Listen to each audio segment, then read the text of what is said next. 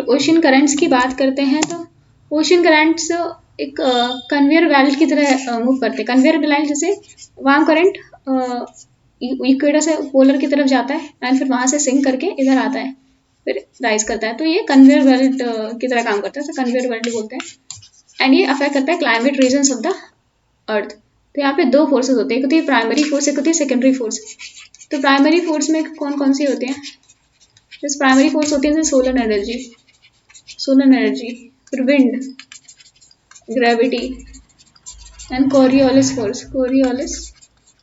तो primary force होता है सोलर हीटिंग में solar energy, wind, gravity and Coriolis force. Solar energy, wind, gravity and Coriolis force. फिर secondary forces कौन सी होती हैं? Temperature difference and salinity difference. तो सेकेंडरी फोर्सेस है temperature difference and salinity difference. Primary force होती है solar force, wind, gravity and Coriolis force. तो अगर प्राइमरी फोर्सेस देखें तो फोर्सेस है wind, Coriolis force, insolation and density. फिर ये wind, Coriolis force, insolation and density forces हैं। Wind, Coriolis force, insolation and density. Water क्या होता है? इक्वेटर में एक्सपेंड करता है अंदर हाई टेम्परेचर, पोल की तरह जाता है, पोल की तरह जाता है, हैवियर होता है, वो सिंक करता है, सिंक करके नीचे जाता है, फिर वार्म ये सब सरफेस वाटर के फिर से इक्वेटर की तरफ आता है। एंड ऐसे ही ये कन्वेयर बेल्ट चलती है। तो जो लॉस होता है इक्वेटर से पोल में जाने के लिए वो बैलेंस हो जाता है ऐसे पानी। तो विंड्स ओशन करंट को काफी इन्फ्लुएंस करता है, क्योंकि हम अगर देखें पोलर ईस्टर्लीज है, ट्रेड विंड्स एंड वेस्टर्लीज है। तो ये है, हम अर्थ देखें यहाँ पे पोलर ईस्टर्लीज,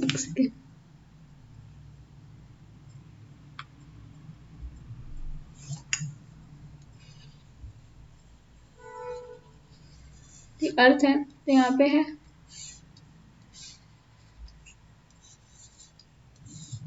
ये पोलर ईस्टर्लीज, ये है यहाँ से नीचे से, फिर यहाँ से है ये है वेस्टर्लीज, फिर ये है ट्रेड विंड्स। तो पहले ऊपर ये है पोलर ईस्टर्लीज, ये वेस्टर्लीज है, फिर नीचे ही है दोनों ट्रेड विंड्स है। तो यही पैटर्न इसमें भी फॉलो हो रहा है। जैसे लैब्राडोर करंट देखें तो ये लैब्राडोर करंट आ रहा है नीचे, कैसे, किसके अंदर? पोलर ईस्टर्लीज के इन्फ्लुएंस में। फिर जैसे ट्रेड विंड्स की वजह से देखिए हम्बोल्ट करंट है, हम्बोल्ट करंट है, यहाँ पे वेंगुएला करंट है, फिर वेस्टर्न ऑस्ट्रेलिया करंट, ये ट्रेड विंड के इन्फ्लुएंस में चल रहा है। जैसे हम देखें कैनरी करंट, तो ये पोलर ईस्टर्ली के इन्फ्लुएंस में चल रहा है। यहाँ पे ओरेशियो करंट, फिर कुराशियो करंट अगर देखें तो वेस्टर्लीज के इन्फ्लुएंस में चल रहा है। तो ये जो ट्रेड विंड्स है वही ज़्यादातर इन्फ्लुएंस करते हैं जो हमारे ओशन करंट्स हैं उनको। तो विंड फ्लो होती है, फिक्शन जनरेट करता है। फिक्शन से क्या होता है? फिक्शन से हमारे ओशन करंट फ्लो होते हैं। फिर फ्रिक्शन की वजह से, जैसे इंडिया में देखिए मॉनसून विंड, इंडिया में जैसे अगर इंडिया देखें तो यहाँ पे साउथ वेस्ट मॉनसून आता है, क्योंकि विंड का डायरेक्शन ये है। फिर विंटर्स में कम हो जाता है, तो विंटर्स में ये डायरेक्शन हो जाता है। तो ओशनिक सर्कुलेशन ये विंड सर्कुलेशन के पैटर्न पे डिपेंड करता है। तो अगर हम देखें ऊपर, तो ये ऐसे कुछ ये क्लॉकवाइज डायरेक्शन में मूव करता है, लेकिन अगर हम साउथ पोल में देखें तो एंटी क्लॉकवाइज, जैसे सब ट्रॉपिकल ये जायर है, एक जायर बनता है, ये क्लॉकवाइज बनता है नॉर्थ में। तो ये अगर हम देखें एंटी साइक्लोनिक होता है। तो सर्कुलेशन होता है मिडिल लैटिट्यूड में, इट इज एंटी साइक्लोनिक इन सब tropical high pressure belt in southern, and ये ज़्यादा प्रोनाउंस होता है सदर्न हेमिस्फीयर में, वहाँ पे क्योंकि ज़्यादा लैंड मास नहीं है। और एंटी साइक्लोनिक होता है, एंड ये सब ट्रॉपिकल हाई प्रेशर बेल्ट ज़्यादा एंटी साइक्लोनिक होता है। एंड सदर्न जो हमारा ओशन है वहाँ पे ज़्यादा प्रोनाउंस होता है, क्योंकि वहाँ पे लैंड कम है, तो ज़्यादा डिस्टर्बेंस नहीं है। एंड अगर हम देखें हायर लैटिट्यूड्स में ये साइक्लोनिक होता है, सब ट्रॉपिकल सब पोलर लो प्रेशर बेल्ट। तो सर्कुलेशन अगर ओशन का देखें तो एंटी साइक्लोनिक होता है सब ट्रॉपिकल हाई प्रेशर बेल्ट में, एंड सब पोलर लो प्रेशर बेल्ट में ये साइक्लोनिक होता है। तो साइक्लोनिक होता है, यहाँ पे होता है एंटी साइक्लोनिक। तो हाई प्रेशर वाले एरिया में anti cyclonic, low pressure belt में सब पोलर लो प्रेशर बेल्ट में साइक्लोनिक होता है। तो ओशन करंट्स इंडिया में तो मानसून विंड की वजह से चेंज होते हैं पूरी तरीके से। ओशन इंडिया में ओशन सर्कुलेशन चेंज हो जाता है। तो पहले ऐसे होता है, फिर बाद में ऐसे हो जाता है। तो ये because under the influence of monsoon, ये इंडिया में यूनिक फिनोमेना देखने को मिलता है। तो अगर हम देखें साउथ में ये साउथ में क्लॉकवाइज क्यों होता है, तो हम ये देखें अगर ये अर्थ है तो यहाँ पे हमारा पोलर ईस्टर्लीज, फिर वेस्टर्लीज है, फिर हमारी ट्रेड विंड्स है। तो ये हमारा साउथ पोल आ गया, तो ये 0 डिग्री है। तो यहाँ ऐसे जा रही है, तो ये क्या है, सब पोलर हाई प्रेशर बेल्ट है। तो इसके अगर कोरियोलिस फोर्स के अंडर आएगी तो ऐसे क्लॉकवाइज मूव करेगी, ऐसे इसके इन्फ्लुएंस में कुछ आएगा, एंड इसके इन्फ्लुएंस में आएगा ट्रेड विंड के, ऐसे जा रही है, फिर भी क्लॉकवाइज मूव कराएगी। साउथ में देखें तो ये ऐसे जा रही है, साउथ में ऐसे जा रही है, तो ये साउथ में अगर इसके इन्फ्लुएंस में आएगी तो एंटी क्लॉकवाइज ऐसे मूव करेगी। यहाँ पे भी ऐसे जा रही है, तो ये भी एंटी क्लॉकवाइज मूव करेगी। तो नॉर्थ में एक क्लॉकवाइज होता है एंड साउथ में एंटी क्लॉकवाइज। तो ग्रेविटी का इन्फ्लुएंस देखें तो अंडर द ग्रेविटी ये वाटर इन्फ्लुएंस होता है, क्योंकि ये जाएगा इक्वेटर से पोल्स तक, एंड फिर यहाँ पे ठंडा पानी एसिन करेगा, हैवी वाटर एसिन करके फिर ये जाएगा इक्वेटर की तरफ। तो ऐसे ग्रेविटी वेरिएशन की वजह से ये मूवमेंट होता है। फिर कोरियोलिस फोर्स से क्या होता है, कोरियोलिस फोर्स का इफेक्ट होता है डायरेक्शन काफी चेंज कर देता है। जैसे अगर नॉर्दर्न हेमिस्फीयर में तो अपने राइट में डिफ्लेक्ट करता है, सदर्न हेमिस्फीयर में तो ये अपने लेफ्ट में डिफ्लेक्ट करता है। तो नॉर्दर्न हेमिस्फीयर में अपना अगर इधर जा रहा है तो राइट में डिफ्लेक्ट होगा, एंड सदर्न हेमिस्फीयर में लेफ्ट में डिफ्लेक्ट होगा।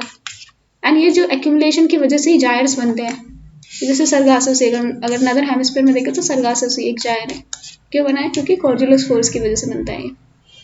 तो कोरियोलिस फोर्स की वजह से ये सदर्न हेमिस्फीयर में अपने राइट में डिफ्लेक्ट हो रहा है, जैसे सरगासो सी ये जायर बनता है, यानी यहाँ पे ये लेफ्ट में डिफ्लेक्ट हो रहा है, उल्टा जा रहा है, यानी ये जा रहा है सीधा राइट में। तो नदर्न हेमिस्फीयर में अपने राइट में होता है, सदर्न हेमिस्फीयर में अपने लेफ्ट में डिफ्लेक्ट होता है due to Coriolis force. Object reflect to the right in the northern hemisphere, left in the southern hemisphere. Secondary forces क्या है, एक तो टेम्परेचर डिफरेंस है, एक है सैलिनिटी डिफरेंस। एक टेम्परेचर डिफरेंस है, एक सैलिनिटी डिफरेंस है। तो दो डिफरेंसेस की वजह से ये वर्टिकल मोबिलिटी अफेक्ट होती है। वर्टिकल मोबिलिटी जैसे ऊपर से नीचे आने वाली मोबिलिटी किसकी वजह से, टेम्परेचर सैलिनिटी डिफरेंस की वजह से होती है।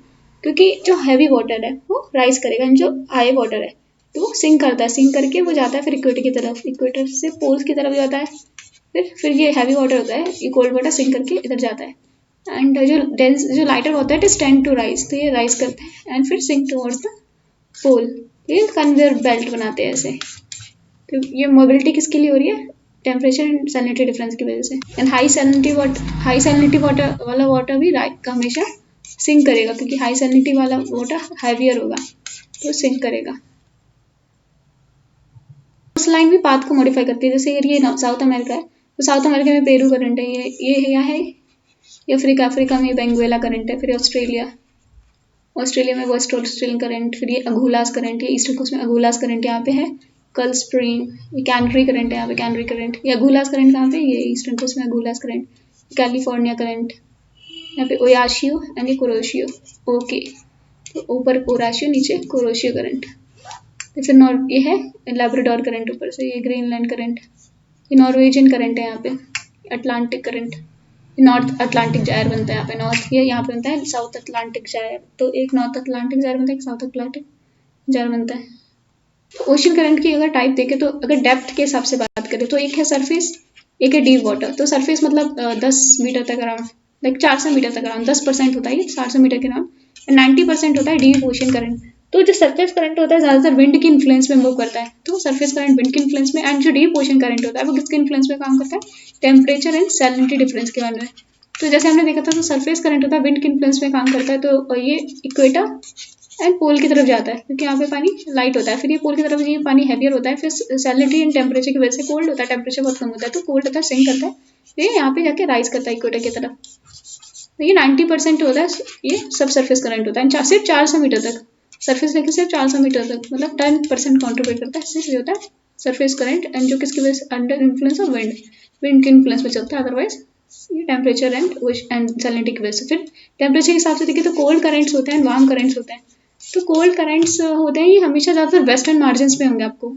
जैसे अगर आप देखो तो यहाँ पे जैसे साउथ अमेरिका में यहाँ पे हम्बोल्ट करंट है, पेरू करंट है, फिर वेनेजुएला करंट है, एंड यहाँ पे है वेस्ट ऑस्ट्रेलियन करंट। तो ये हमेशा एंटी क्लॉकवाइज मूव करने की कोशिश कर रहे हैं।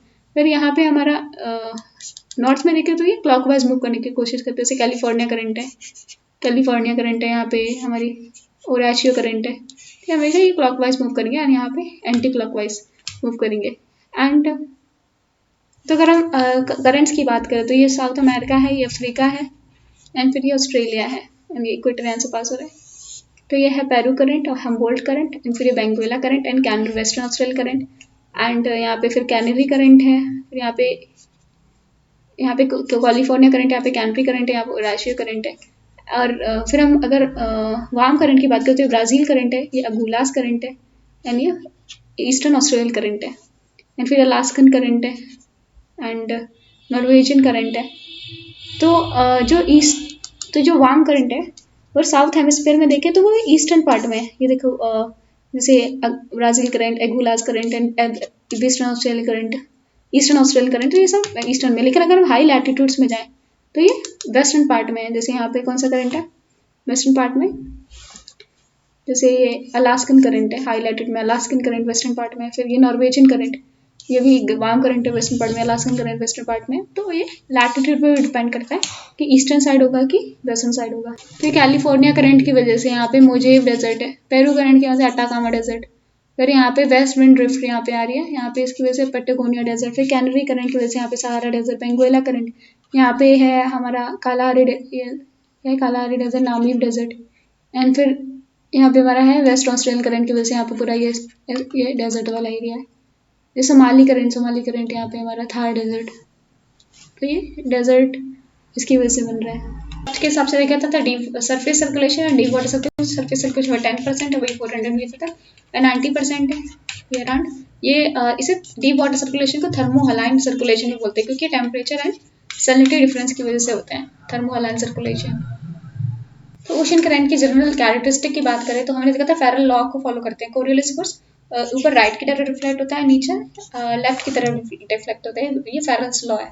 कोरियोलिस फोर्स फेरल्स लॉ को फॉलो करती है। तो ये हमारा मूवमेंट है, जैसे हमारा देखा था हमने, ये जायर बनते हैं, ये नॉर्थ जायर है, नॉर्थ अटलांटिक जायर है, ये साउथ अटलांटिक जायर, तो ये एंटी क्लॉकवाइज बनता है साउथ अटलांटिक जायर। तो ये ऊपर को क्लॉकवाइज है, ये राइट में रिफ्लेक्ट होता है, नीचे लेफ्ट में, ये फेरल लॉ को फॉलो करता है। एंड अगर हम देखें इंडियन मानसून बिल्कुल seasonal reversal of the wind, पहले ऐसे जाती है विंड्स, फिर ऐसे आ जाती है। तो इंडिया का मानसून बिल्कुल यूनिक पैटर्न फॉलो करता है ocean currents. Warm current cold current की बात करें तो ईस्टर्न कोस्ट पे होते हैं, ये लो लैटिट्यूड में ईस्टर्न कोस्ट में पेरू करंट, जैसे हमने देखा था पेरू करंट, एंड फिर ये हमारा क्या था ये Benguela current, Peru current and Humboldt current and Benguela current, western Australia current eastern coast में। लेकिन अगर हम हाई लैटिट्यूड पे जाए जैसे लेब्राडोर करंट है, ये कौन सी कोस्ट में, ये ईस्टर्न कोस्ट पे है। ये लैब्राडोर करंट यहाँ पे क्या है वेस्टर्न कोस्ट पे है, यानी ईस्टर्न कोस्ट पे लैब्राडोर करंट, एंड जो वार्म करंट है वो ईस्टर्न कोस्ट पे, जैसे नॉर्वेजियन करंट। तो ये हाई लैटिट्यूड में ये डायरेक्शन चेंज हो जाता है वेस्टर्न और ईस्टर्न। यहाँ पे वार्म करंट कोल्ड करंट मिलते हैं, लार्जेस्ट फिशिंग रिजर्व है, जैसे लैब्राडोर करंट एंड होते हैं यहाँ पे गल्फ स्ट्रीम है, तो यहाँ पे मिलते हैं यहाँ पे वर्ल्ड के लार्जेस्ट फिशिंग रिजर्व है। जैसे ओराशियो करंट यहाँ पे मिलते हैं, ये जापान में बहुत अच्छे फिशिंग रिजर्व मिलते हैं। इसलिए ऐसा होता है क्योंकि कोल्ड करंट नीचे से अपवेलिंग होती है, तो बहुत सारे न्यूट्रिएंट्स लेके आता है, तो वहाँ पे बहुत अच्छे फिशिंग ग्राउंड्स होते हैं, बहुत सारे फाइटोप्लैंक्टन ग्रो होते हैं, उनके खाने के लिए बहुत सारे फिशेस आ जाते हैं। फिर डाइवर्जेंस होता है, एक तो कन्वर्जन देख लिया, cold current warm current meet कर रहे हैं। फिर डाइवर्जेंस होता है कि एक करंट स्प्लिट हो, जैसे ये gulf stream Norwegian current and canary current में स्प्लिट हो गया, Norwegian current and canary current. तो कोस्ट लाइन का जो शेप होता है वो भी गाइड करने के लिए इम्पॉर्टेंट होता है करंट के डायरेक्शन को। फिर सरफेस लेवल पे भी हमने देखा था ओशन करंट फ्लो करता है, जैसे मेडिटेरियन सी देखो, तो सारी तरफ से वो है, यहाँ पे लैंड है, तो यहाँ पे जो वाटर होता है वो सैलिनिटी बहुत हाई होती है, तो ये सिंक करके ये पानी ऊपर यहाँ से आता है इधर, एंड सिंक करके ये जब स्ट्रेट ऑफ जिब्राल्टर से निकल के अटलांटिक ओशन में जाता है, मेडिटेरियन सी का पानी। ओशन करंट एक तो डेजर्ट फॉर्मेशन को बढ़ावा देता है, डेजर्ट बढ़ाता है ओशन करंट, अगर कोल्ड ओशन करंट है। जैसे कोई ऑलरेडी हाई प्रेशर जोन है, हाई ट्रॉपिकल जोन है, हाई प्रेशर वाला जोन है, हाई ट्रॉपिकल और सब ट्रॉपिकल जोन है, जहाँ पे हाई प्रेशर है, मतलब वहाँ पे एयर राइज नहीं करेगी, जब एयर राइज नहीं करेगी तो वहाँ पे बादल नहीं बनेंगे, एंड ऊपर से ये जो कोल्ड करंट है वो भी वहाँ पे डेसिकेटिंग इफेक्ट लेके आते हैं, तो वहाँ पे फॉग की कंडीशन डेसिकेटिंग इफेक्ट होता है, मतलब लॉस ऑफ मॉइस्चर नहीं होता। रेंस लेके आती है काफ़ी जगह, जो करंट्स है वो रेंस लेके आते हैं, जैसे इंडिया में देखो तो साउथ वेस्ट मानसून आता है ओशन करंट की वजह से। फिर रेन्स और फिर warm ocean current moderating effects लेके आती है। जैसे अगर हम देखें यूके में, तो यूके में बहुत ठंड रहती है, ऊपर आर्कटिक सर्किल है, तो यहाँ पे लेकिन नॉर्वेजियन करंट है, तो यहाँ के पोर्ट एक्सेसिबल रहते हैं throughout there because of the Norwegian current. तो मॉडरेट क्लाइमेट को भी मॉडरेट बनाते हैं, तो मॉडरेटिव इफेक्ट करते हैं। फिर कैंटरी कोल्ड करंट है, ये काफ़ी कूलिंग इफेक्ट लेके आता है। तो कहीं कहीं मॉडरेटिंग इफेक्ट लेके आता है, जैसे नॉर्वे, स्वीडन, इन सब के पोर्ट्स में एंड और ब्रिटेन में। लेकिन जो कैंटरी करंट है स्पेन एंड पोर्टुगल्स में काफ़ी दिक्कत करता है, काफ़ी ठंडी एनवायरनमेंट करता है। फिर फिशिंग हमने देखा था, मिक्सिंग होती है कोल्ड एंड वो करंट की, वार्म करंट की, जैसे न्यू फाउंडलैंड है, around grand banks around Newfoundland, grand banks है around Newfoundland and north eastern coast of Japan, तो काफ़ी ज़्यादा अच्छे फिशिंग ग्राउंड है। Newfoundland grand bank of Newfoundland, grand banks कहाँ पे, न्यू फाउंडलैंड, वहाँ पे सबसे अच्छे फिशिंग ग्राउंड है, grand banks around Newfoundland. तो यहाँ पे मिक्सिंग होती है वार्म एंड कोल्ड करंट की, तो यहाँ पे ऑक्सीजन रिप्लेनिश होती है, ऑक्सीजन बढ़ती है, तो फाइटोप्लैंक्टन्स बढ़ते हैं, प्लैंक्टन्स बढ़ते हैं एंड ये फूड एंड पॉपुलेशन काफ़ी बढ़ती है, यहाँ पे फिशिंग जोन्स काफ़ी अच्छे हो जाते हैं। फिर ड्रिजल इफेक्ट आता है, तो जहाँ जहाँ वार्म एंड कोल्ड करंट मिलते हैं, जो कोल्ड एंड वार्म करंट मिलते हैं, वहाँ पे फॉगिंग कंडीशन होती है, फॉगी कंडीशन। न्यू फाउंडलैंड में बहुत ज़्यादा डीजल होता है, तो अब टेम्परेचर इन्वर्जन वाली कंडीशन स्टार्ट होती है। फिर क्लाइमेट, अगर क्लाइमेट देखें तो ये वार्म एंड रेनी क्लाइमेट्स लेके आता है कई जगह, एंड कई जगह डेसिकेटिंग इफेक्ट भी करता है। अगर कोल्ड करंट हो तो कोई रेन नहीं लेके आएगा। एंड फिर ट्रॉपिकल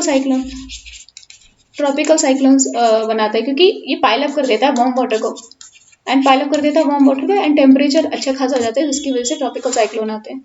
तो ओशन करंट करता है, पाइल अप कर देता है। फिर नेविगेशन बहुत काम आता है, जैसे ड्रिफ्ट भी बोलते हैं, ड्रिफ्ट। तो जैसे ओशन करंट वाला रूट फॉलो करते हैं ज़्यादातर जो शिप्स होते हैं। जैसे अगर आपको मैक्सिको टू फिलीपाइंस जाना है, यहाँ पे मैक्सिको, यहाँ से फिलीपाइंस है, यहाँ जाना है, तो आप क्या फॉलो कर सकते हो, यहाँ नॉर्थ इक्वेटोरियल ड्रिफ्ट होता है, उसको फॉलो करके आप मैक्सिको से कहाँ जा सकते हो, ये है फिलीपाइंस से मैक्सिको से फिलीपाइंस जा सकते हो, नॉर्थ इक्वेटोरियल ड्रिफ्ट। और आपको फिलीपाइंस से मैक्सिको जाना है, तो आप डोल ड्रम्स का यूज़ कर सकते हो, डोल ड्रम्स, तो काउंटर इक्वेटोरियल करंट है। तो अगर देखो यहाँ से जाना है तो नॉर्थ इक्वेटोरियल करंट यूज़ करो, जैसे ये अर्थ है, अर्थ के बीच में इक्वेटर है, तो ये फिलीपाइंस है यहाँ पे, एंड यहाँ पे है हमारा मैक्सिको। तो मैक्सिको से जाना है तो आप नॉर्थ इक्वेटोरियल करंट यूज़ करो, एंड लेकिन वापस जाना है तो आप काउंटर इक्वेटोरियल करंट यूज़ करो। तो ऐसे करंट के डायरेक्शन से शिप्स जाते हैं। तो हमने कहा अर्थ में यहाँ पे हमने देखा था ट्रेड विंड्स है, ये ट्रेड विंड्स है। तो ट्रेड विंड्स की वजह से ये वाटर इकट्ठा करते रहते हैं। जो दो तरह की करंट्स होते हैं, एक होता है नॉर्थ इक्वेटोरियल करंट, एक होता है साउथ इक्वेटोरियल करंट।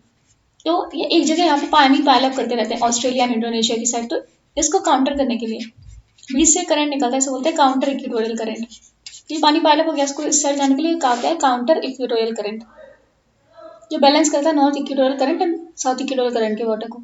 एंड ये जो वाटर है ऊपर से चलता है ईस्ट टू वेस्ट, एंड ये चलता है west to east, counter direction में चलता है। तो इंपॉर्टेंट करंट है ओके करंट, ये है ओकोशियो, जैसे हमने देखा था।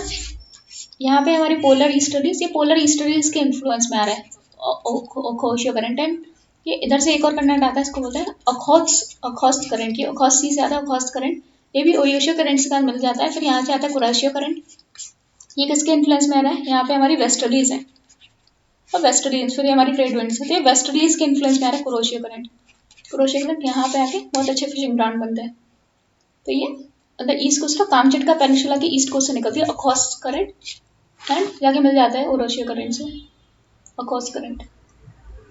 तो हमने देखा ऊपर से आया अखोस्त करंट एंड ओराशियो करंट, फिर एक ओरोशियो करंट से साथ मिलता है, फिर ओरोशियो करंट और आगे निकल जाता है, और आगे यहाँ पे बन जाता है north Pacific current. North Pacific current फिर दो भाग में डिवाइड होता है, अलास्का करंट, ये कैलिफोर्नियन करंट, एक अलास्का करंट, कैलिफोर्नियन करंट। तो ये नॉर्थ पैसिफिक करंट है। तो पहले ये कुराशियो का ही एक्सटेंशन है नॉर्थ पैसिफिक करंट ही ब्रेक होता है Alaska current and California current. तो एक बार फिर से देखते हैं, तो ये हमारा ओडिशा करंट, यहाँ से अखासी आता है, ओकेस करंट आता है, फिर यहाँ पे हमारा कोरोशियो करंट और आगे निकल जाता है, ये बन जाता है नॉर्थ पैसिफिक करंट दो भाग में डिवाइड हो जाता है, ये Atlantic current and Californian current. जो जाते हैं एक अलास्कन करंट, यहाँ से वार्म करंट होता है, कैलिफोर्निया करंट कोल्ड करंट होता है। यहाँ पे इस वजह से Mojave Desert and Mojave Desert and Sonoran Desert. Sonoran Desert ये कैलिफोर्नियन करंट की वजह से कोल्ड करंट होता है। फिर जो हमने देखा था जैसे ओराशिया, यहाँ पे ओकोस करंट आया है, यहाँ पे कुरोशिया आगे निकल के बन गया नॉर्थ पैसिफिक करंट।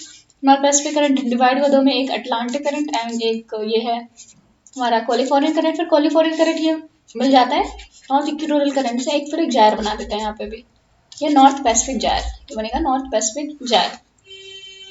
किस किस से? North Pacific current, Californian current and ये नॉर्थ इक्वेटोरियल करंट। यहाँ पे पेरू करंट है, साउथ अमेरिका के बगल में पेरू करंट है। यहाँ पे बेंगुएला करंट है, ये कोल्ड करंट है and waste Australian current cold current है। तो यहाँ पे न्यूट्रॉन बहुत ज़्यादा न्यूट्रॉन रिच है। यहाँ पे अटाकामा डेजर्ट बनाता है ये हम्बोल्ट करंट और Peru current, Humboldt current Peru current. तो हमने देखा था नॉर्थ इक्वेटोरियल करंट होता है। तो ये किस किस के बीच में, अगर हम देखें नॉर्थ इक्वेटोरियल करंट बहुत जगह होता है, लेकिन ये नॉर्थ अमेरिका, साउथ अमेरिका, ये अफ्रीका एंड यूरोप के बीच में जो इक्वेटोरियल करंट है उसकी बात कर रहे हैं। तो नॉर्थ इक्वेटोरियल करंट ये आगे जाके बन जाता है एंटिलीज करंट नियर द केप दे साउ रोक, ब्राजील के पास केप दे साउ रोक है ब्राजील के पास, वहाँ पे ये एंटिलीज करंट आ जाता है। उसके बाद इसको फ्लोरिडा करंट बोलते हैं क्योंकि गल्फ ऑफ फ्लोरिडा के पास होता है फ्लोरिडा करंट। और फिर आगे जाके ये गल्फ स्ट्रीम बनता है, एंड गल्फ स्ट्रीम भी ब्रेक होता है दो में, एक होता है नॉर्वेजियन करंट, एक होता है कैनेडी करंट। कैनेडी करंट और ये फिर north equatorial current and Antilles current, फिर ये फ्लोरिडा करंट, फिर गल्फ स्ट्रीम ये बनाता है नॉर्थ अटलांटिक जायर।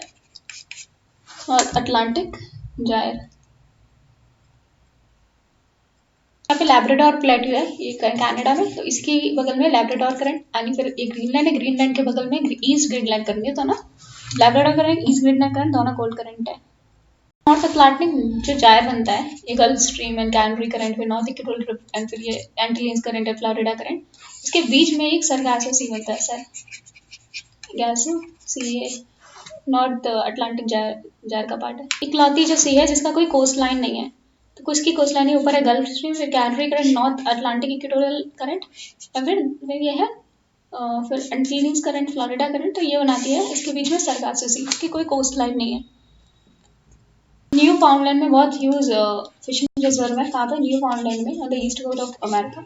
तो यहाँ पे लैब्राडोर करंट और Labrador current, east Australian current, east Greenland current और Labrador current and gulf stream मिलता है। तो यहाँ पे काफ़ी अच्छे फिशिंग ग्राउंड होते हैं न्यू फाउंडलैंड में। यहाँ पे कोल्ड करंट है फॉकलैंड करंट, यहाँ पे फॉकलैंड आइलैंड है, फॉकलैंड करंट है, फॉकलैंड आइलैंड। यहाँ पे ब्राज़ील करंट है, बेंगोला करंट है, इस वजह से यहाँ पे नामीबिया डेजर्ट है। तो ये है सर ब्राज़ील करंट एंड ये फॉकलैंड आइलैंड, यहाँ पे फॉकलैंड करंट है, फॉकलैंड करंट। तो यहाँ पे भी Brazil current and Falkland current मिल रहा है। तो यहाँ पे हाई फिशिंग रिजर्व है, Brazil current and Falkland current. South गायब कैसे बनता है? एक तो है नॉर्थ, ये साउथ इक्वेटोरियल करंट है, फिर ये जाके बेंगोला करंट ये यहाँ पे ब्राज़ील करंट बनता है। फिर ब्राज़ील करंट से ये इधर जाता है, यहाँ पे फिर ब्राज़ील करंट के ऊपर आता है फॉकलैंड कोल्ड करंट। यहाँ पे काफ़ी अच्छे फिशिंग ग्राउंड होते हैं साउथ अमेरिका के कोस्ट में काफ़ी अच्छे फिशिंग ग्राउंड होते हैं। एंड फिर ये इधर जाता है एंड ये इधर जाता है। इधर ये कौन सा ब्रांच है इसकी? ये बेंगुएला करंट, इसकी ब्रांच है बेंगुएला करंट। कहाँ पे? साउथ अमेरिका, अफ्रीका में, साउथ अफ्रीका। ये क्या है? West wind drift. तो ये है साउथ इक्वेटोरियल करंट, फिर ये ब्राज़ील करंट जाती है, फिर वेस्ट विंड ड्रिफ्ट, फिर ये जाती है बेंगुएला करंट, तो ये साउथ अटलांटिक जायर बनाती है। तो यहाँ पे ये क्वेश्चन आ चुका है, ये है अफ्रीका का मैप। यहाँ पे बेंगुएला करंट एंड बेंगुएला के ऊपर है गिनी करंट। तो Guinea and Benguela current. Indian monsoon की बात करें तो विंटर सर्कुलेशन और समर सर्कुलेशन बिल्कुल उल्टा होता है। विंटर सर्कुलेशन ऐसे होता है एंड समर सर्कुलेशन बिल्कुल उल्टा हो जाता है, ऐसे होता है। क्योंकि हमने देखा था कि ट्रेड विंड्स होती है, इस टाइप से होती है ट्रेड विंड्स इक्वेटर पे, और इस टाइप से। सो ये होता है हमारा जो होता है एक। तो समर में क्या होता है? समर में तो नॉर्मल चलता है, विंटर में नॉर्मल चलता है हमारा ये नॉर्थ इक्वेटोरियल करंट एंड यहाँ पे भी होता है north equatorial, south equatorial current and counter equatorial current normal चलता है। एंड ये अरेबियन सी में एंटी क्लॉकवाइज सर्कुलेशन होता है, ऐसे अरेबियन सी में भी और अभी बंगाल में भी एंटी क्लॉकवाइज सर्कुलेशन होता है। तो इंडिया के दोनों साइड एंटी क्लॉकवाइज सर्कुलेशन हो रहा है। कब? समर विंटर्स में एंटी क्लॉकवाइज सर्कुलेशन हो रहा है, लेकिन विंटर में उल्टा हो जाता है। विंटर में क्या होता है कि क्लॉकवाइज सर्कुलेशन कैसे हो जाता है, कैसे, क्योंकि विंटर में जो हमारा ये equatorial current and counter equatorial current, ये तीनों एब्सेंट होते हैं। हाँ, साउथ इक्वेटोरियल करंट चल रहा था, लेकिन equatorial current, north equatorial current and counter equatorial current absent हो जाते हैं, क्योंकि हमारा जो जोन है ये ऊपर ऊपर चला जाता है। एंड जो तो समर सर्कुलेशन में उल्टा हो जाता है, क्लॉकवाइज हो जाता है। कैसे हमारा जो ये जब ये लाइन होती है ऊपर थोड़ी सी उठ जाती है ऐसे, तो जो हमारी विंड्स ऐसे आ रही थी तो ऐसे और ऊपर आती है, तो हमें साउथ वेस्ट मानसून आता है इंडिया में। तो अब सर्कुलेशन हमारा इस टाइम क्लॉकवाइज जाता है ऐसे, क्योंकि हम ये राइट में रिफ्लेक्ट हो गया अपने राइट में, तो ऐसे सर्कुलेशन क्लॉकवाइज होता है। कब? विंटर के टाइम, विंटर के टाइम क्लॉकवाइज सर्कुलेशन होता है। इंडियन ओशन में ज़्यादा देखते हैं, ये साउथ इक्वेटोरियल करंट है।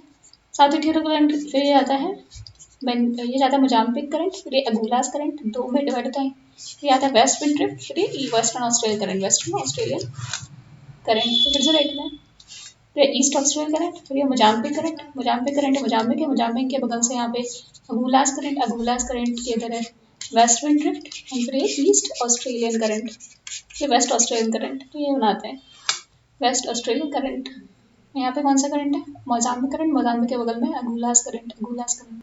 तो इंडियन ओशियन है, इंडियन ओशियन में जो सदर्न नदर्न होता है, यहाँ पे सीजनल रिवर्सल ऑफ विंड होता है, लेकिन सदर्न में सीजनल रिवर्सल ऑफ विंड नहीं होता, नॉर्मल चलता है। करंट इन्फ्लुएंस क्या हीट डिस्ट्रीब्यूशन करता है।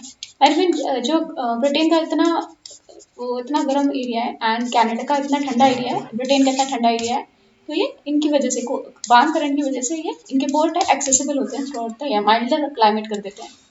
एंड लेकिन जो नॉर्वे के पोर्ट्स हैं ऑपरेट कर पाते हैं विंटर में, लेकिन रशिया के पोर्ट्स हैं फ्रीज रहते हैं विंटर्स में, क्योंकि वहाँ पे ये नॉर्थ अटलांटिक ड्रिफ्ट, ये नॉर्वेजियन करंट नहीं जाता है, नॉर्थ अटलांटिक जाएगा, जो नॉर्वेजियन करंट है यहाँ पे नहीं पहुँचता। कई जगह ओशन करंट जो कोल्ड होती है वो डेसिकेटिंग इफेक्ट करती है, एंड वार्म होती है तो मॉडरेट इफेक्ट्स को करती है। ला लीना एंड अल नीनो को भी इम्पैक्ट करती है ओशन करंट।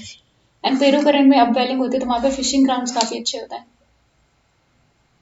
ओशन करंट की स्पीड क्या होती है? 3.2 to 10 kilometre per hour, 3.2 to 10 kilometre per hour, 3.2 to 10 kilometre per hour, तो ये स्पीड होती है 3.2 to 10 kilometre per hour. Higher speed होती है उसको स्ट्रीम बोलते हैं, हायर स्पीड होती है ओशन करंट की, और लोअर होती है तो उसे ड्रिफ्ट बोलते हैं। लोअर स्पीड होती है उसे ड्रिफ्ट बोलते हैं, हायर स्पीड होती है तो उसे स्ट्रीम बोलते हैं।